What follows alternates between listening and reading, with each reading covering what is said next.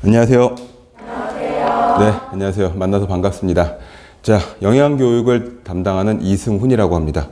여러분들 저와 함께 앞으로 4주 동안 영양교육에 대해서 알아보고 기출문제 풀어보고 그 다음에 예습 복습하고 함께 공부를 하게 되겠습니다. 우선 영양교육 들어가기에 앞서서 이 영양교육 과목은 굉장히 어렵게도 공부할 수가 있고 또는 굉장히 쉽게 재밌게도 공부할 수 있는 부분이기 때문에, 그리고 우리가 식품영양학과에서 공부를 쭉 해왔지만 이게 애매한 게 이과적인 부분이 한 65%, 70% 정도 되고 나머지 한 문과적인 파트가 한 30, 40% 정도 되는데, 이 영양교육이 바로 문과적인 파트여서 애매하다면 애매하달까, 꼭 해야 되는데 이게 이해하기가 쉽지 않다면 쉽지 않달까 하는 그런 애매한 점이 있는, 난이도가 있는 그런 과목일 수 있는데, 면허증 공부를 위한 영양교육은 그렇게 어려운 부분이 아니어서 아주 쉽게 잘 나오는 부분을 적중력 있게 설명을 해드리고 이해를 돕도록 하는 시간을 갖도록 하겠습니다. 다른 선생님들이 훌륭하게 다 말씀을 해주셔서 영양사 시험에 대한 오리엔테이션은 필요치 않을 것 같고, 이 영양교육에 관한 문제만 말씀을 드리면, 보통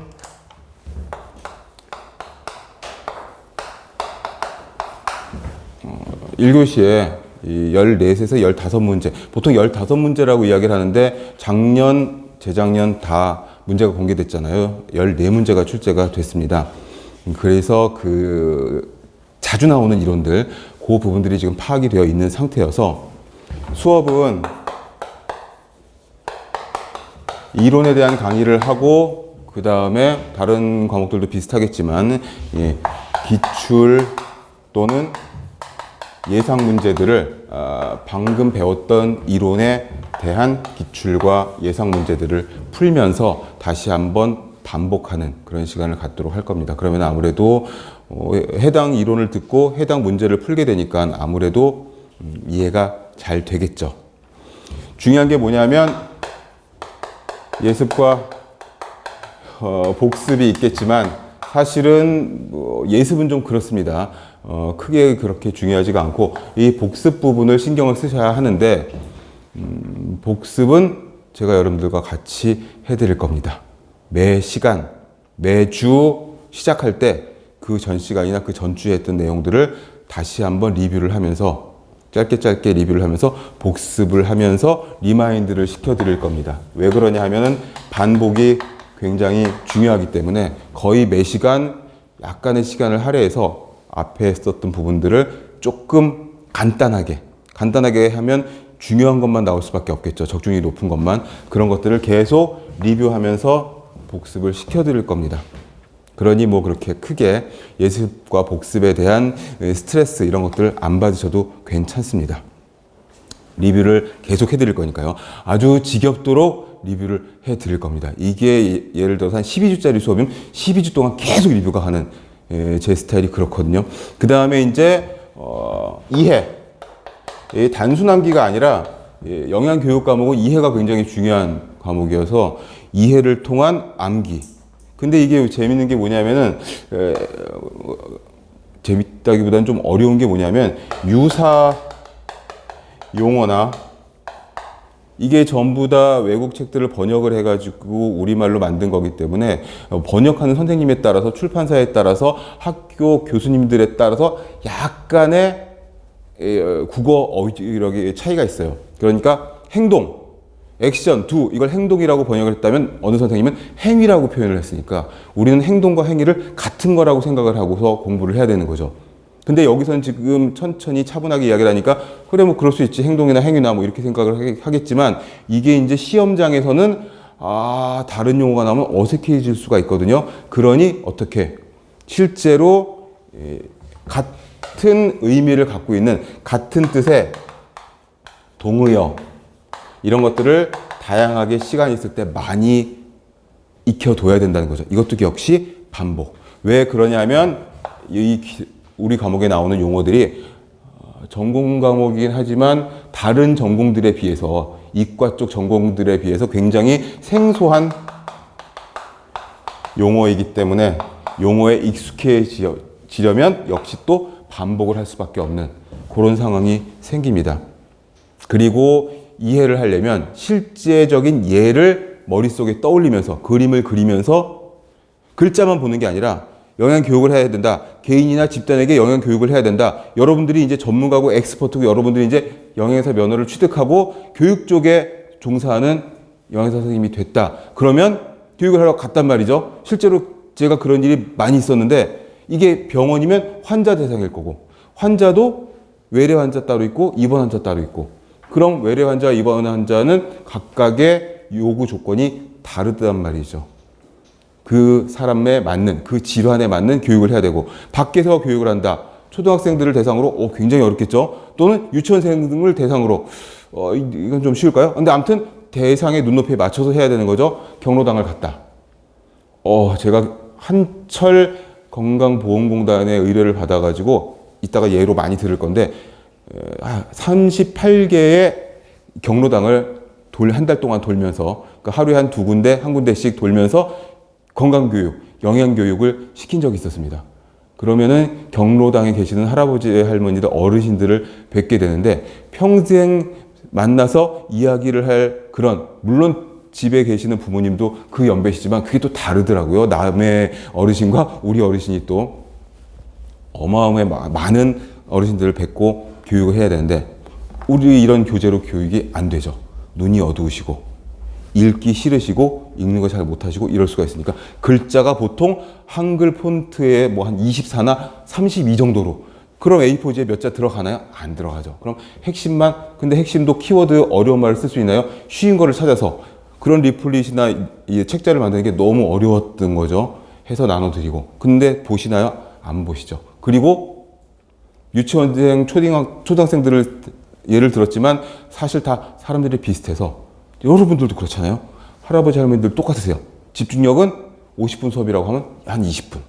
거의 비슷하잖아요. 20분 지나시면 이제 방바닥 문지르고 들고 계시고 들락날락 하시고 막 이러시거든요. 그러니까 실제 사용되는 교육의 방식이나 이런 것들의 예를 머릿속에 떠올리면서 그림을 그리시면서 이해를 하시면 훨씬 암기가 잘 되고 동의어에 대한 이해도 빠르게 될 수 있다라는 거죠. 이게 굉장히 중요한 내용이어서 제가 최대한 많은 예를 들어 설명을 해드릴 겁니다. 그 다음에 마지막으로 수업 들어가기 전에 마지막으로 카페를 활용해서 영양만점, 위생만점 여러분 들으셨죠 지금 영양만점, 위생만점 카페에 제가 피드백을 굉장히 빠르게 해드립니다. 그러니까 게시판에 저와 이제 수업이 끝나고 나서 또는 수업 중에라도 궁금하신 점이나 안 풀리는 거나 어떠한 질문이 있으시면 전부 다 이 영양만점, 위생만점 카페에 질문을 올리시면 제가 바로바로 실시간으로 답변을 해드리도록 하겠습니다. 자, 그러면 이제 첫 페이지부터 진도를 나가보도록 하겠습니다. 영양교육의 개요가 처음에 나오고 이 영양교육의 개요 첫 번째가 영양교육. 영양교육은 뭐다? 개인이나 집단이 근데 교육은요. 가장 핵심은 그거예요. 영양교육도 교육이니까 일반 교육과 똑같거든요. 거기에 영양자만 붙은 겁니다. 그렇죠? 식품미생물학도 미생물학회 식품 붙은 거거든요. 전공마다 조금씩 간호미생물, 구강미생물 다 그 앞에다가 그것만 붙인 건데 교육, 영양교육도 교육이니까 교육의 가장 궁극적인 목적 이거는 이겁니다. 행동의 변화. 이거 먼저 딱 숙지를 하시고 교육을 받는 목적, 교육을 받는 이유 우리가 왜 교육이 필요하냐? 교육은 행동의 변화. 무슨 행동? 바람직한 행동. 영양교육은 그럼 영양학적으로 건강한 행동을 하게 하는 행동의 변화. 정크푸드를 좋아해. 짜고 달고 기름진 거. 이 세 가지가 인간이 평생 동안 추구하는 중독되는 맛이잖아요. 중독되는 맛. 그래서 실패가 없죠. 단짠에다가 기름진 거 이거는 실패가 없죠. 이 과학적으로 밝혀졌어요. 이 세 가지 맛이 우리가 평생토록 추구하는 중독성 있는 맛이거든요.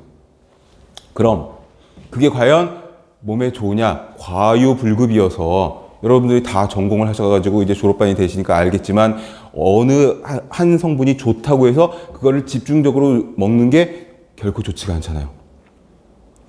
저도 식용과를 졸업하고 계속 공부를 해오면서 가르치며 공부하며 가르치고 계속 해오면서 느낀 건 딱 그거죠. 식품은 영양은 골고루 적당히. 딱 그거잖아요. 당뇨 식사도 그렇죠. 신부전도 어떤 식사가 됐든 간에 골고루 적당히지 어느 하나가 좋다고 해가지고 그것만 꽂혀가지고 막 먹는 거는 절대 아닌 거죠.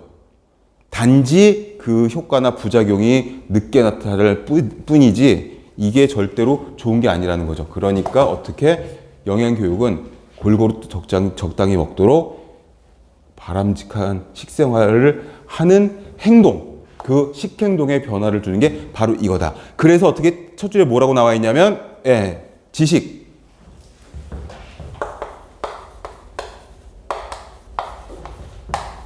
지식과 그 다음에 뭐죠?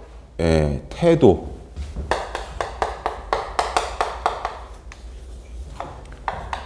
지식을 전달을 하고 지식이 전달이 되면 태도가 바뀌게 되는 거죠. 그러면 어떻게 되냐? 마지막으로 스스로 행동.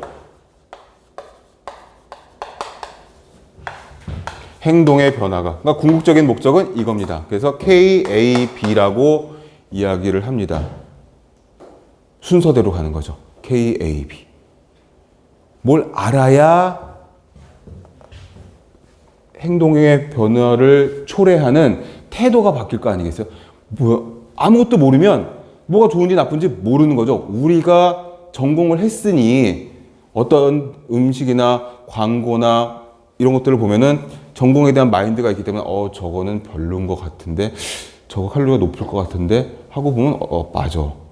왜 그러냐면 우리는 그 내용을 아니까. 식품학의 그 성분의 영양학의 생리학의 대사의 이런 것들 다 알고 있으니까 미생물학적인 요소까지 그 다음에 위생관리까지 우리는 다 통틀어서 배웠으니까 어떤 식품이 딱 나왔을 때 이걸 보면은 우리는 대충 알 수 있는 거예요. 그게 뭐냐? 배웠기 때문에. 그래서 저건 좀 적게 먹는 게 좋겠다. 맛은 있지만 좋지 않을 거야. 왜? 내가 배운 게 있으니까. 그래서 어떻게 좀 멀리하는 행동 같은 것들을 우리가 할 수 있고 그거를 다른 사람에게 교육을 시킬 수도 있다는 거죠. 영양교육 과목은요. 이 과목은 여러분들이 면허증을 위해서지만 그보다는 공부하시면서 내가 앞으로 영양 전문가로서 그렇죠. 면허증을 위해서 이 공부를 하고 있다는 건 이 전공 계통으로 나가겠다는 그런 의도니까 뭐가 됐든지 간에 아무튼지 간에 내가 전공을 했고 국가공인 면허증을 확보하고 있다는 건 이쪽에 전문가이기 때문에 교육을 할 의무가 있는 겁니다. 모르는 사람들에게 이 영양에 대해서 모르는 사람들을 가르쳐야 되는 의무. 전공자의 의무. 그러니까 그거를 생각을 하시면서 수업을 들으시면 훨씬 더 이해가 잘 되실 거예요. 내가 졸업 후에 나중에 필드에 나가서 이런 식으로 가르쳐 줘야 되겠다. 이런 식으로 이야기를 해줘야 되겠다. 그래야 이게 아주 전문적인 그게 아니잖아요. 지식이 100% 전문적일 수는 없어서 아이들에게 가르칠 때, 어르신들에게 가르칠 때 쉬운 용어로 아주 쉽게 풀어서 설명을 해 줘야 되는 거죠. 그것도 교육이고 그것도 지식의 전달이니까. 그러니 어떻게 거기 개인이나 집단이 적절한 식생활을 실천하는 데 필요한 지식. 어느 한쪽 음식에 꽂혀가지고 그 성분에 꽂혀서 막 먹고 있다면 그게 왜 안 좋은지, 그걸 왜 고쳐야 되는지 이런 것들을 알려줘야 된다는 거죠. 그래서 바르게 이해시키고 그 지식을 실천하려고 하는 태도. 내가 배운 것도 많이 없고 그렇지만 예한 선생님이 이런 얘기를 해주셨는데 이거 별로 안 좋다더라. 이거 계속 먹으면은 어디가 안 좋다더라. 칼로리가 너무 높다더라. 영양소도 없고 칼로리만 너무 높다더라. 그러면 이제 정크나 패스트푸드나 인스턴트 식품 같은 걸 좀 줄여야 되겠다. 내가 여건은 그렇게 허락하지 못하지만 그래도 자연식품을 사다가 조금이라도 좀 뭔가 해 먹어야 되겠다. 이런 생각을 가지게 하는 그런 태도를 유발시키고 행동으로 바꾸어 주는 것. 스스로 행동에 옮기도록. 건강한 식행동으로. 영양교육은 바로 이거다라는 겁니다. 그러면 영양교육의 이제 목적 and 목표. 목적과 목표는 나란히 지금 되어 있는데 목적이 좀 더 포괄적인 거고 목표는 구체적인 거예요. 그래서 예를 들어서 우리나라 성인 비만율을 낮추자 하면 목적이 되는 거고 우리나라의 전체 성인 비만율을 2022년까지 30%에서 18%로 낮추자. 그런 목표가 되는 겁니다. 기출문제가 있었어요. 바로 작년에. 기출문제 보면서 또 말씀을 드릴 겁니다. 자, 목적은 거기 단락을 잘라서 읽어드릴게요. 영양문제를 해결하도록 바람직한 식생활을 하게 유도함으로써 영양 상태를 개선하고 건강을 유지하도록 조금 포괄적인 내용이 되는 거죠. 전문가적인 여러분들이 이제 감정이입을 시켜서 이 주인공은 여러분들이에요. 여러분들이 이제 전문가적인 조언이나 교육을 해주는 거죠. 그럼 어떻게? 비전문가들이 우리 외에는 다 비전문가잖아요. 이런 사람들이 어떻게 이제 일상생활에서 영양 문제가 내가 있다면 너무 편식을 한 건 아닌가, 너무 불규칙한 식사를 한 건 아닌가, 너무 야식을 많이 먹진 않았는가, 야식이 습관이어서 끊으니까 끊으시더라고요. 또 이게 습관이 무슨 습관? 루틴을 딱 만들어 놓으면은 되는데 아무튼 그런 게 있다면 그거를 이제 지식을 전달해서 어떻게 바람직한 식생활을 하게 유도해서 결국에는 궁극적으로 뭐가 되느냐? 영양 상태가 개선이 되는 거죠. 바람직한 식행동으로. 개선이 되면 좋아지는 거니까. 그게 목적이라면 목표는 뭐다? 좀 더 구체적인 단계. 목적을 이루기 위한 구체적인 단계다. 그래서 아까 말씀드린 것처럼 뭘로 할까요? 당뇨의 새로운 환자들이 매년 60%씩 증가하고 있다. 그러면 영양교육의 목적은 뭐다? 올 한 해 당뇨 환자의 발생률을 낮춰봅시다가 목적이라면 작년까지 매년 60%의 그 당뇨 신환자가 생겼는데 올해는 2022년까지는 어떻게 당뇨 신환자의 새로운 환자의 수를 40%로 낮춰봅시다. 이 퍼센티지가 들어가면 좀 더 구체적인 목표가 되는 거죠. 그리고 역시 KAP, Knowledge, Attitude, 그 다음에 Behavior 변화가 가장 중요하다. 행동의 개선. 모든 교육은 다 행동의 변화가 목표다, 목적이다. 궁극적인 목적은 행동의 변화다. 그러니 어떻게 영양교육은 식행동의 변화로 건강 유지. 건강 유지가 궁극적인 목적이 되겠죠. 그래서 거기 한쪽 괄호 3번에 보시면 목표 달성을 통한 바람직한 식생활을 영위하게 한다. 알려주는 거죠. 너무 정크만 드시면 안 좋아요. 이게 맛은 좋지만 루틴하게 계속 주기적으로 드시면은 건강을 해칠 수가 있습니다. 왜? 의외를 설명해 줘야죠. 칼로리만 높고 영양소가 골고루 들어가 있지 않아요. 그러면 어떻게 비만을 유도하고 각종 만성질환을 유도할 수가 있어요. 당장은 아니지만 언제부터 드셔오셨나요? 나는 이걸 좋아해가지고 가공육을 10살부터 지금 한 50 넘은 나이까지 매일 먹고 있다. 그러면 이제 신체 계측과 식습관 물어본 것과 그 다음에 생화학적 조사 같은 것들을 통해서 혈당이나 혈중 지질이나 혈중 콜레스테롤 수치 이런 것들이 박박박 나오잖아요. 이런 걸로 이제 이해할 수가 있는 거죠. 그러면 어떻게 목표 달성을 하게 되면 대상자의 영양 상태가 개선이 되는 거죠. 자, 이제 가공육을 좀 줄이시고 5번 먹던 걸 한 3번 정도로 10번 먹던 걸 한 7번, 6번으로 좀 줄이시고 딱 끊는 거는 너무 힘들 테니까 여러분들도 다 아시겠지만 전공을 하지 않아도 다 알지만 식습관을 고치기라는 게 굉장히 쉽지가 않잖아요. 굉장히 고집이 세고 굉장히 완고한 게 이게 식습관 이거거든요. 제대로 안 돼요. 정말 잘 안 되는 게 그거예요. 근데 어떻게 이거를 자꾸 조금씩 변화하도록 하면 개선이 되겠죠. 질병 예방, 건강 증진. 질병 예방.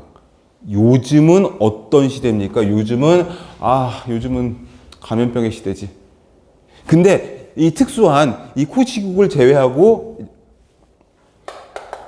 모든 감염병, 전염병이라고 하는 거죠. 모든 감염병은 우리가 다 극복했다. 코시국 이전에 바로 이런 이야기가 있었어요. 병균에 의한, 병원체에 의한 전염병은 이제 우리가 다 고칠 수가 있다. 이제는 뭐? 비감염성 질환. WHO에서도 그렇고, 우리나라 보건복지부에서도 그렇고, 질병관리처에서도 그렇고, 그 다음에 미국 CDC에서도 마찬가지, 이제는 비감염성 질환. 이게 뭡니까? 예전에 우리가 성인병이라고 불렀던 거. 근데 요즘 성인병이라는 말 잘 안 하죠.